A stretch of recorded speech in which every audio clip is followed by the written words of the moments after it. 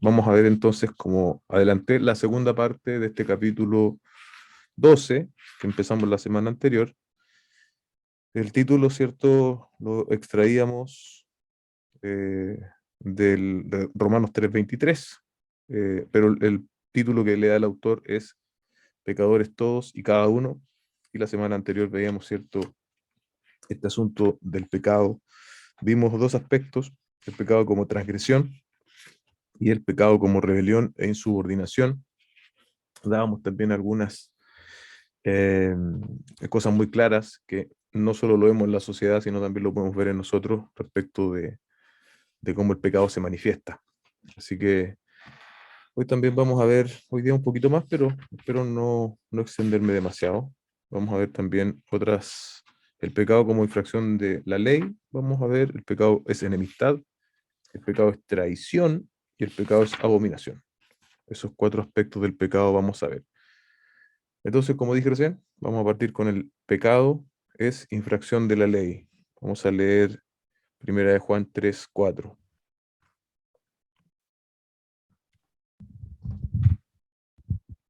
Dice, todo el que practica el pecado, practica también la infracción de la ley, pues el pecado es infracción de la ley. Y está de forma muy clara, ¿cierto? El que practica el pecado, es infractor de la ley. Lo hemos dicho también en semanas anteriores. Nosotros, según la estimación humana, podemos hacer pecados más o menos graves. Pero aquí la definición es que delante del Señor no existe esa graduación, eh, porque los pecados grandes o más pequeños son más bien nuestro filtro, pero no el de Dios, porque recordemos que eres un Dios eternamente y perfectamente santo. La expresión o qué implica infringir la ley es vivir, esto es muy importante que lo entendamos, qué implica este concepto de infringir la ley, es vivir como si Dios fuera moralmente neutral o indiferente, o vivir como si Dios nunca hubiera revelado su voluntad a la humanidad. Esa es infracción de la ley. Tiene como dos aspectos. Primero, ¿cierto? Como vivir moralmente indiferente o vivir como que Dios nos haya revelado. En teología hay dos aspectos de la revelación de Dios. Dios ha revelado la conciencia del hombre, lo que ya es suficiente para que Dios establezca una acusación en contra del hombre, pero también Dios se ha revelado a través de su palabra, ¿ok? De su palabra escrita, y nos la ha entregado como evidencia de su voluntad. Entonces, nosotros, los seres humanos, nos rebelamos en contra de eso y lo hacemos de forma activa. El, el desprecio, ¿cierto? O más bien, aquí también hay dos casos que pudiesen darse a la hora de infringir la ley. Por un lado, alguien puede desafiar abiertamente la ley de Dios. Por ejemplo, un ateo, ¿cierto? Un ateo dice, a mí no me interesa eso porque yo no creo en ese Dios. Eso es un desafío abierto a la ley de Dios. Un agnóstico, como también se hacen llamar los intelectuales.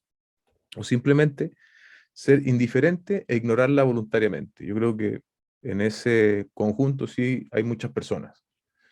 Y lo llamativo, hermanos, es que si usted pregunta cuántos creen en Dios, la mayoría de las personas van a decir creer en Dios, y, y esa creencia es una creencia absolutamente personal y subjetiva, porque cuando la creencia es objetiva, ese creer necesariamente obedece a la ley de Dios, ¿ok? Obedece a lo que Dios ha revelado.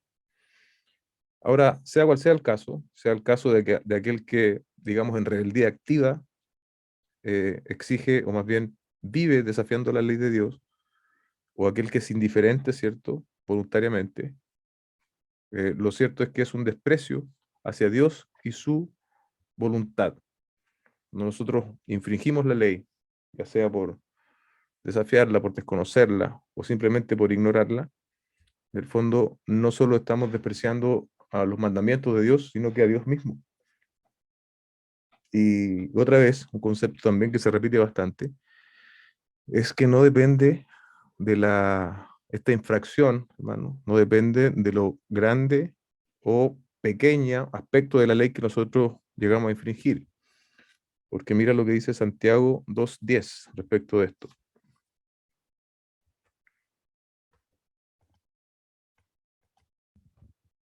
Dice Santiago 2:10, porque cualquiera que guarda toda la ley, pero falla en un punto, se ha hecho culpable de todos. Ahí está, de forma muy clara en Santiago, ¿no? Si nosotros fallamos en un punto, ya somos culpables de haber transgredido toda la ley. ¿Se da cuenta? Y eso es muy llamativo, importante entenderlo. O sea, si yo falto a una ley, a un punto de la ley, ya he faltado a todo. Y bueno, eso también tiene una conexión directa, ¿cierto?, con la obra perfecta de Jesucristo. Porque sin la obra perfecta del Señor Jesucristo, nosotros no tendríamos posibilidad de salvación. Am, Como predicadores, dice el autor, perdón, vamos a leer otro texto en Juan 8:44.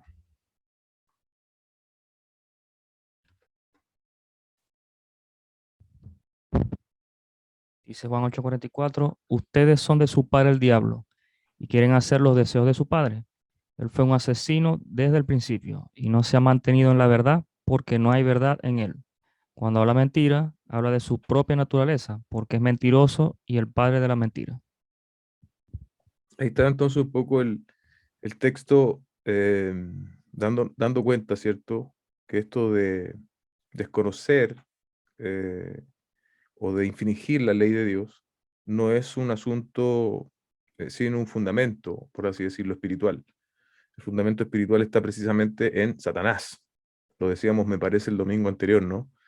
Cómo Satanás es capaz de, no, el anterior al anterior, cómo Satanás fue capaz en Edén, ¿cierto?, de pervertir la verdad y de dar de esa manera también un modelo hacia los falsos maestros. Así operan los falsos maestros, tergiversando la verdad de Dios y ofreciendo algo engañoso a los hombres. Pero definitivamente el fondo, queridos hermanos, el fondo de toda transgresión no es solamente una cuestión neutra, sino que está relacionado directamente con Satanás. Como predicadores del Evangelio, Dios nos llama a exponer la infracción de la ley y contener la ola de su avance entre los hombres, dice el autor acá. Los hombres y sus sociedades corren desenfrenadamente infringiendo la ley cuando no hay revelación de la voluntad de Dios. En el fondo, la iglesia de Cristo tiene una tarea que tal vez no hemos sabido cumplir de la mejor forma, y es de acusar precisamente esta transgresión de la ley en la cual vive hoy la sociedad. Usted recuerda, por ejemplo, a Juan el Bautista, ¿cierto? Juan el Bautista fue una figura que fue capaz de confrontar el pecado de un gobernante y eso le terminó costando su propia vida. Debemos nosotros, la Iglesia del Señor, ser también en este sentido un parámetro de, de poder manifestar, ¿cierto?, que esta sociedad efectivamente se está corrompiendo, está infringiendo lo que Dios ha revelado. Y creo honestamente que no lo hemos sabido hacer, y precisamente porque muchas veces no estamos dispuestos a ganarnos el calificativo de retrógrado, de religioso, y todos esos tipos de calificativos que pudiesen darnos si asumimos esa tarea. La predicación del Evangelio no es un trabajo para corazones débiles. Dios nos llama a permanecer firmes en medio de la ola y contra la corriente para exponer el pecado como infracción de la ley y a los hombres como transgresores y señalarles que Cristo es el único mediador entre Dios y los hombres. Algo importante, hermanos, que debemos ir nosotros trabajando nosotros mismos, es el asunto de pecados grandes y pecados pequeños. Creo que mucho de eso tenemos arraigado, probablemente para justificarnos a nosotros mismos. El pecado pequeño es transgresión contra la ley de Dios. El pecado mayor también lo es. Así que pidámosle al Señor sensibilidad en ese sentido. Esto es más a modo de aplicación personal para cada uno de nosotros. Lo segundo es que el pecado es enemistad. ¿Ok? El pecado es enemistad. Bueno, antes de terminar ahí, perdón, leamos para finalizar ese, el 24. perdón, 24. Primera de Timoteo 2:5, por favor. Dice, porque hay un solo Dios y también un solo mediador entre Dios y los hombres, Cristo Jesús, hombre. Ahí está. Para que nosotros lleguemos a veces nos saltamos pasos en la presentación del Evangelio, pero cuando entendemos la gravedad del pecado, que todo pecado es transgresión, ¿cierto? Como estamos viendo en este punto, tenemos que llegar finalmente a que Cristo es el mediador, ¿ven? Pero no es en el vacío, es en una realidad eh, terrible de pecado, que Cristo es el mediador. Ese es un punto también relevante. Segundo punto respecto al pecado es que es enemistad. ¿Qué es enemistad? Es hostilidad, es aborrecimiento hacia Dios. Y bueno, esto es bastante llamativo. Mira lo que dice, por ejemplo, Romanos 8:7.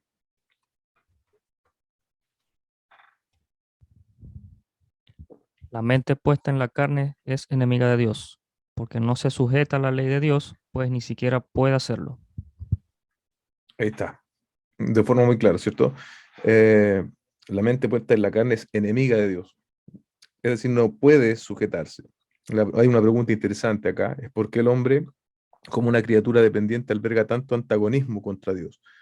Porque esa mente, hermanos, es hostil, aborrece a Dios. No es ni siquiera que la mente del hombre sea imparcial o neutra. Es esto, de nuevo, es activo, es hostilidad, es aborrecimiento en contra de Dios. Y surge esa pregunta, ¿por qué entonces el hombre, ¿cierto?, alberga tan antagonismo contra un Dios que es infinitamente bueno, ¿sí? Bueno, la razón es porque el hombre es moralmente corrupto y mientras Dios es justo y santo, el hombre ama la injusticia y demanda autonomía, es decir, un estado de libertad y autogobierno. Mientras leía esto me acordaba del ramo que yo estoy cursando ahora en el instituto, que habla precisamente de esto, cómo Dios en Edén le ofreció al hombre ser él su Dios y proporcionarle todo lo que él necesitaba, estableció ciertas condiciones, pero Adán, junto con Eva, desafían eso, porque en el fondo querían también su autogobierno, obedecen a la voz de la serpiente, ¿cierto?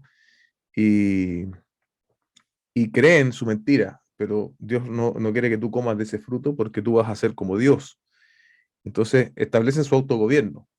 Ya no queremos que Dios nos gobierne, que Dios nos impida ciertas cosas, no queremos vivir bajo su cuidado, queremos nosotros mismos ser dioses. Y ese pensamiento que se alberga en Adán, evidentemente también lo tenemos nosotros, hermanos, lo tenemos nosotros. Y eso, así como estamos representados toda la humanidad en Adán, eh, también esa hostilidad hacia Dios también alcanza nuestro corazón. El, el hombre aborrece a Dios, aborrece su ley, ¿cierto? Porque es una expresión de justicia. Podemos leer, por ejemplo, Romanos 3:12. Todos se han desviado, a unas se hicieron inútiles, no hay quien haga lo bueno, no hay ni siquiera uno. No hay ni siquiera uno. El problema, dice el autor, no es el libre albedrío, sino el albedrío enfermo. El hombre caído aborrece tanto a Dios que no se sometería a él, aunque implique la condenación eterna. Eso es una gran verdad. Podemos predicar de la condenación, del infierno, de la ira de Dios, pero si Dios no obra primero en ese corazón, en ese hombre, definitivamente ese hombre no se va a someter. Aquí también hay una relación directa. Leamos Juan 14:15. Algo interesante hay aquí. Si ustedes me aman, guardarán mis mandamientos. Si ustedes me aman, guardarán mis mandamientos. Ahí hay una consecuencia lógica y directa, ¿cierto? El que ama a Dios va a guardar sus mandamientos. O en otras palabras, la obediencia genuina a la voluntad de Dios se revela en amor genuino hacia Él.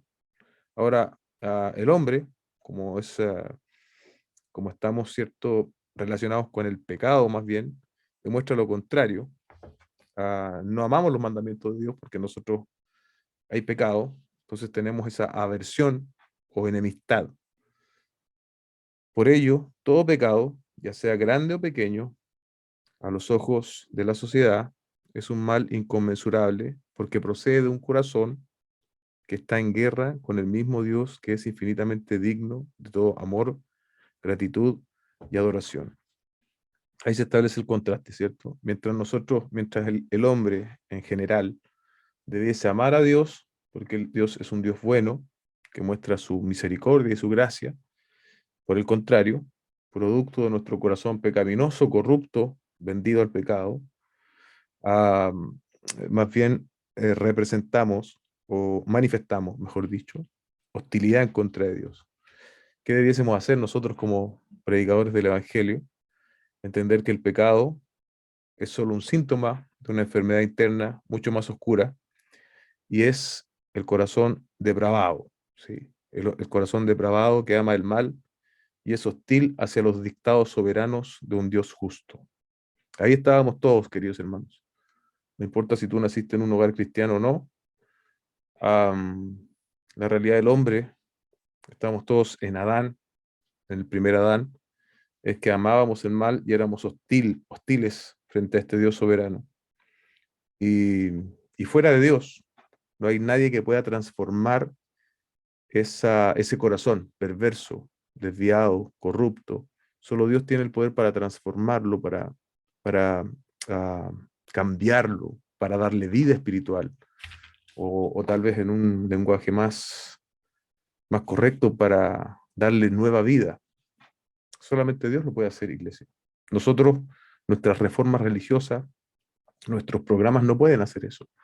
Eso solamente lo puede hacer Dios. Es prerrogativa exclusiva de Dios cambiar la inclinación del hombre de este estado de enemistad natural y universal a un estado de gracia, a un estado de que no es que ya no pequemos, ¿cierto? Seguimos pecando, seguimos cayéndonos, equivocándonos, pero ya como leíamos en un pasaje anterior en Juan, ya no tenemos la práctica del pecado. Cuando pecamos, nos sentimos mal delante de la presencia del Señor y venimos y le pedimos perdón. Eso es una obra de Dios. Me parece que Paul Washer decía, una de las evidencias de que eres un genuino cristiano, que has nacido de nuevo, es precisamente que cuando pecas, eso te duele y vienes delante del Señor en arrepentimiento genuino. Am, bueno, eso es respecto de la enemistad. Ve cómo todos los asuntos llegan finalmente a que Dios es el que hace y opera el cambio, pero eso, amados hermanos, no quita la verdad de la palabra del Señor. Como hemos visto hasta ahora, la infracción, ¿cierto? Y la enemistad, que son conceptos que nosotros debemos manejar. Porque si nosotros pensamos que la gente solamente, o si pensamos incluso de nosotros mismos, no, yo solamente necesitaba una religión y me acerqué al Evangelio. No, hermano, nadie necesita una religión. Lo que nosotros necesitamos era un cambio profundo. Y ese cambio profundo solamente lo puede hacer el Señor mediante el Evangelio. Am, y no es algo cosmético. El Evangelio no es algo cosmético, no es algo superficial. Es algo profundo que ocurre en el corazón del hombre, de una disposición. Pasa de negro a blanco, ¿sí?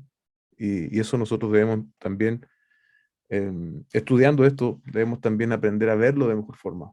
Porque a veces hemos recibido evangelios que no son tan claros, hermanos. No son tan claros. Yo me acuerdo hace, no sé si un par de años, tal vez, me pidieron unas palabras a propósito de la muerte de un pastor donde yo había participado. Y la verdad yo no tuve inconveniente y envié las palabras de condolencia a la familia, a la iglesia. Y, y bueno, ahí me parece que vi un testimonio de alguien que decía que él no había conocido al mundo, que él había llegado a Cristo prácticamente limpio y que era una especie de bienaventurado. Y bueno, lo curioso es que lo decía con bastante jactancia. Yo era un señor mayor, de unos 70 años quizás.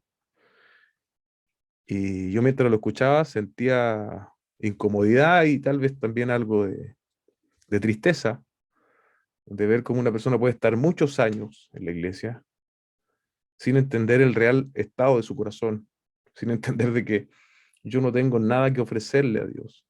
Y aparte de la obra de gracia de Dios en nuestros corazones, hermanos, nosotros no tenemos oportunidad de acercarnos a Dios. Finalmente esas actitudes tan, eh, tan equivocadas respecto del Evangelio o de cómo yo puedo acercarme o no a Dios, terminan eh, menospreciando la obra de Cristo, haciéndole una, como decía yo antes, una obra cosmética, algo más. Pero Cristo, amados, no es algo más. Y yo creo que la mayoría de nosotros lo entendemos de esa forma. El pecado es traición. El pecado es traición. Veamos Oseas 6:7. Oseas 6:7. Dice, pero ellos, como Adán, han transgredido el pacto. Allí me han traicionado. Pero ellos como Adán, ¿cierto? Bueno, ahí eh, ampliando un poco, ahí está representada también la humanidad. Han transgredido el pacto, allí me han traicionado. El término, los dos términos hebreos, ¿cierto? Bueno, aquí hay unas palabras hebreas, solo se las leo. Una es Maal y el otro es Bagat, los cuales significan actuar traicioneramente, engañosamente o deslealmente. El término significa la violación de un juramento, traicionar la confianza, un acto de traición. Eso era, eh, esta acusación también nos alcanza a nosotros. La traición, por lo tanto, es un elemento común de todo pecado.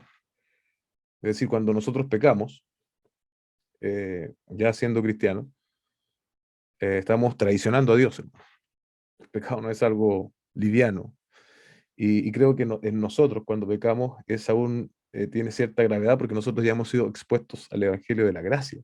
Entonces nos pone en un nivel de conocimiento mayor, por lo tanto en una responsabilidad mayor frente a eso. Ahora, el tema del libro no es propiamente ese, sino entender que la humanidad al pecar traiciona a Dios, ¿cierto? Nosotros traicionamos a Dios. Y aquí se ofrece un contraste interesante, porque yo, por ejemplo, podría traicionar a un amigo, ¿cierto? O tal vez a un conocido, tal vez a un familiar. Y bueno, ese familiar puede que me trate muy bien, pero nunca me va a tratar perfectamente, nunca va a cumplir con todas las expectativas del buen trato que yo espero.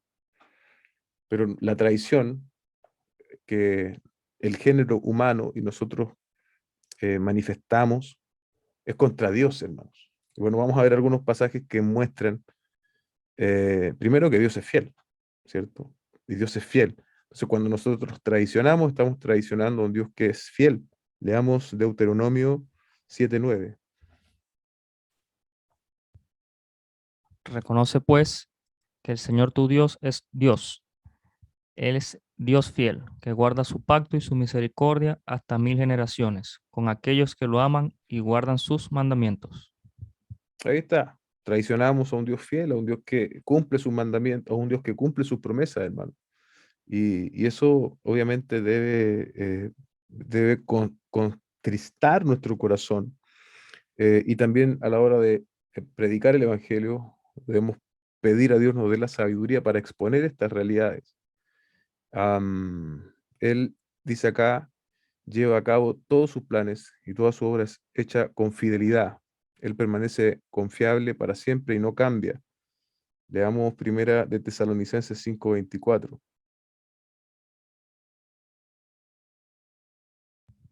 Fiel, fiel es aquel que los llama, el cual también lo hará.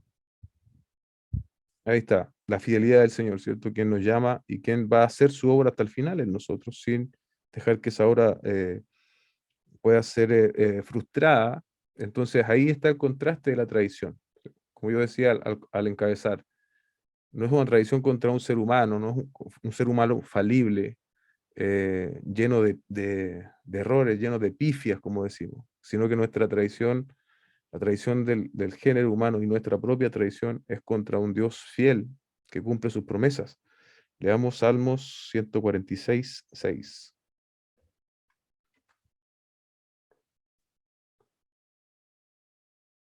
que hizo los cielos y la tierra, el mar y todo lo que en ellos hay, que guarda la verdad para siempre. Ahí está una manifestación también de la fidelidad del Señor al hacer toda la creación, ¿cierto?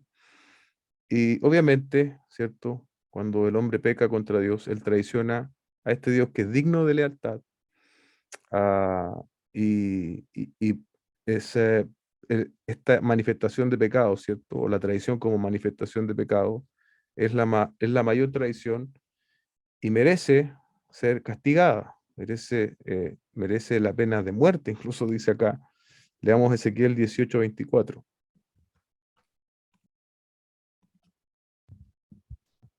Pero si el justo se aparta de su justicia y comete iniquidad, actuando conforme a todas las abominaciones que comete el impío, vivirá. Ninguna de las obras justas que ha hecho le serán recordadas. Por la infidelidad que ha cometido y el pecado que ha cometido, por ellos morirá. Hemos hablado en otros contextos, ¿cierto? Como la pena del pecado es muerte. En este contexto, en este concepto de traición también lo es. Cada pecado que el hombre comete demuestra su afinidad o hermandad con Judas, dice acá el autor. Nosotros siempre solemos mirar con cierta crítica a los personajes bíblicos, bien digo, cuanto más a Judas, ¿cierto? Pero muchas veces, ¿cierto? También nosotros tenemos algo de eso. Y Judas en este caso fue el guía de los que prendieron a Jesús, un gran traidor, ¿cierto? Judas. Y ahora nosotros como agentes del Evangelio, como predicadores del Evangelio, tenemos que decir estas duras palabras acerca de la traición del hombre y no sea cierto que al no hacerlo, hermanos, al no dar el énfasis adecuado a esto, nosotros mismos estemos traicionando a Dios en el llamado que Él nos dio. Hablar del pecado en el contexto de la predicación del Evangelio puede ser un desafío, sobre todo a una sociedad, una cultura tan sensible como la que vivimos hoy. Pero si nosotros no lo hacemos, también estamos traicionando a Dios, hermano. Y debemos, por lo tanto, eh, examinar nuestra predicación del Evangelio, de los elementos que nosotros estamos compartiendo con las personas. La gente, hermano, necesita oír la verdad del Evangelio, no una parte del Evangelio, sino la verdad en lo que a nosotros respecta, más completa que nosotros podamos brindar a la luz de la Escritura. Voy a ir un poco más rápido. Em, el pecado es abominación. El pecado es abominación.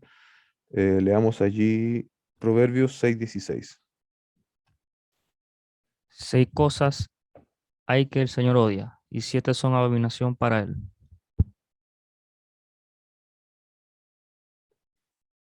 Abominación, la palabra, bueno, ahí están las palabras griegas y eso, pero solo quiero em, que usted se pueda quedar con el concepto. Y es algo infame, algo repugnante, algo asqueroso. Así es el pecado delante de la presencia de un Dios que es santo, que es justo, hermanos. Deuteronomio 25:16. Porque todo el que hace estas cosas, todo el que comete injusticia, es abominación para el Señor tu Dios.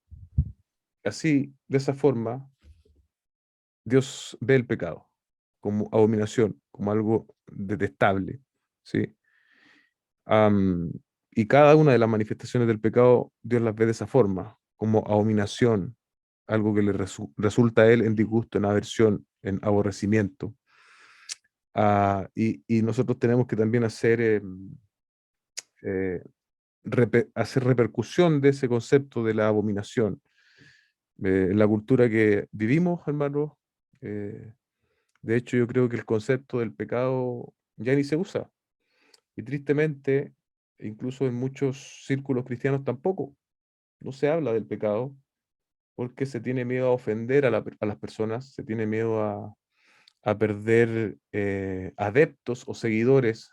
Entonces empezamos a matizar tanto el mensaje del Evangelio que terminamos incluso anulándolo. Si hay algo, una de las cosas que ojalá pudiésemos todos entender en este punto respecto a lo que hemos venido compartiendo es esto, hermanos. Am, la predicación del Evangelio, sin uno de sus componentes esenciales, queda mutilada, queda mutilada. Y uno de esos componentes precisamente está lo que el pecado es. Y me parece que lo hemos dicho antes. Cuanto mejor el hombre ve su corazón pecaminoso y, y lo terrible que el pecado es, va a estar en una mejor posición de apreciar al gran Salvador, que es el Señor Jesucristo. Eso es de esa forma. Leamos em, Proverbios 16:5.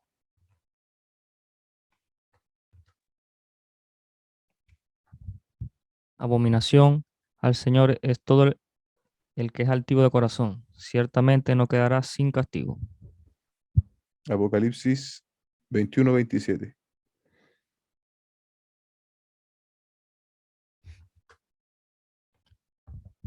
Jamás entrará en ella nada inmundo, ni el que practica abominación y mentira, sino solo aquellos cuyos nombres están escritos en el libro de la vida del Cordero. Ahí hablando, ¿cierto?, de la condenación, del juicio final y de quienes van a tener participación de comunión eterna con Dios. Precisamente no aquellos que se relacionan con el pecado de forma afín. Ahora surge la pregunta, ¿cierto? ¿Será erróneo usar las mismas palabras que Dios emplea para exponer el pecado de nuestros semejantes que desfallecen en ignorancia y mueren sin Cristo? Ahí está lo que yo le decía recién, este matiz que hemos impuesto a la predicación del Evangelio, donde hemos sacado de en medio el concepto del pecado. El pecado es una abominación en la presencia del Señor y va a tener su repercusión, va a tener su pago y va a ser un pago de eterna condenación. Por lo tanto, nosotros como mensajeros del Evangelio debemos ser fieles en este mensaje y debemos olvidarnos, dice acá el autor, de la autopreservación y del deseo de ser estimado por los hombres. Y debemos con amor y valentía emplear las palabras que mejor expongan la infamia del pecado, de modo que los hombres se alejen de este como una plaga y corran hacia la salvación de Cristo. Hay aquí el pastor, o más bien el hermano Paul Watcher, hace una conclusión y advertencia final. Leamos Juan 6:60.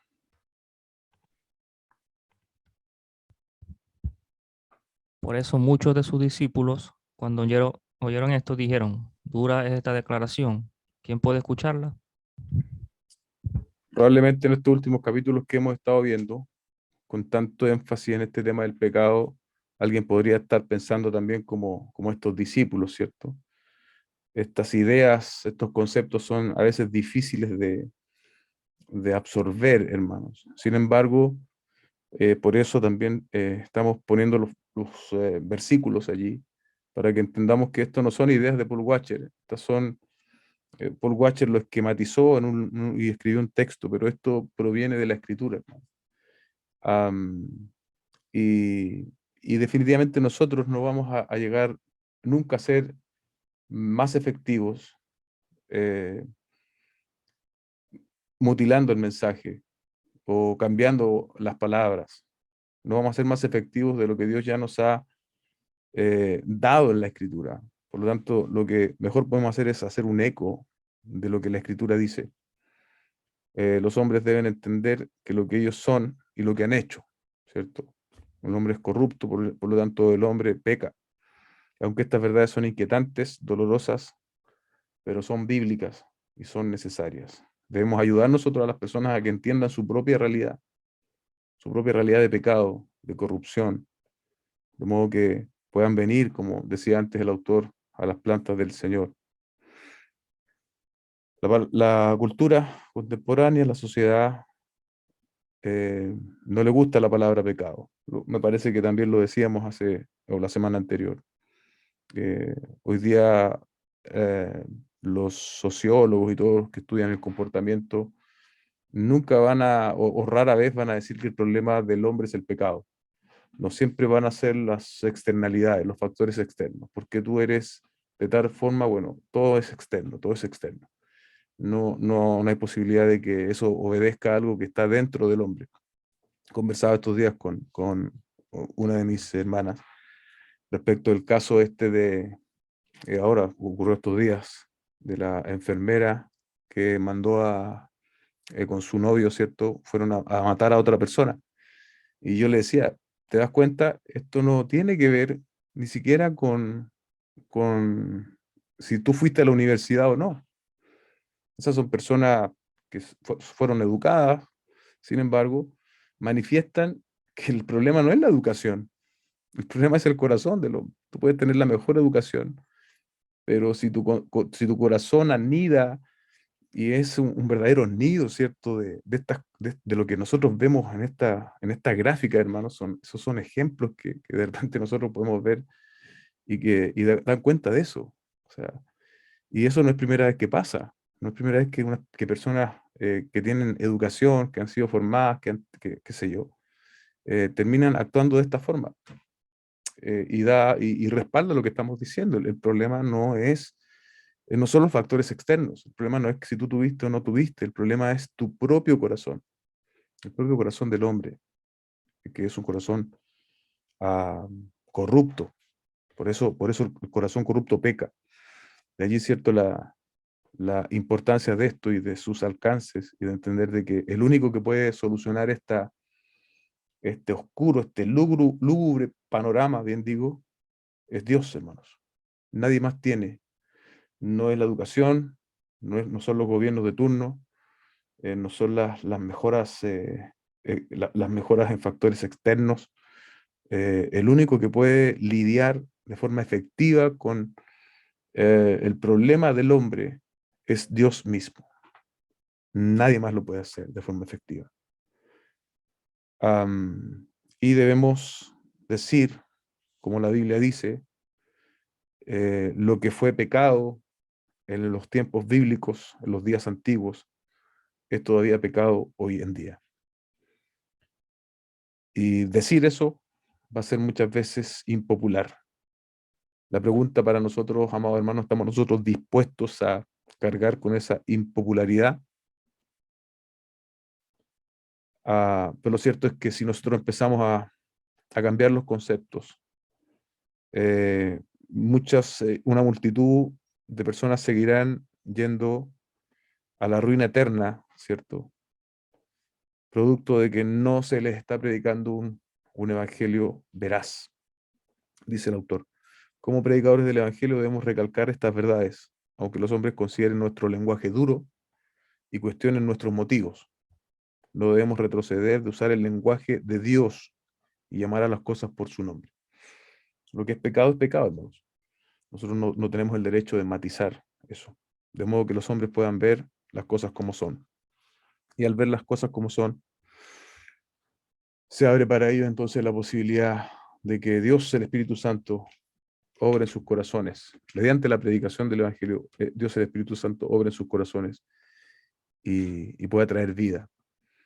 Como les dije antes, ya vamos a estar terminando nuestro paso por el libro, porque creo que hemos avanzado algo así como la mitad, pero vamos a terminar, yo creo, en 2 sesiones más, en 2 miércoles más, con algunos puntos importantes respecto al Evangelio propiamente tal. Bueno, todo esto es Evangelio, pero quizás a las partes más conclusivas de él. De todas formas, si usted quiere leer este libro, cómprelo, cómprelo, es una muy buena lectura. Nosotros lo hemos hecho así por capítulos, entonces a veces no se aprecia bien el, el argumento del autor. Pero si usted lo lee de corrido, va a poder disfrutarlo mucho mejor, aprender a lo mejor algunas cosas que yo pasé por alto y le va a hacer mucho bien. Amén. Así que damos gracias a Dios por esta posibilidad del estudio. Amén. Amén, hermanos.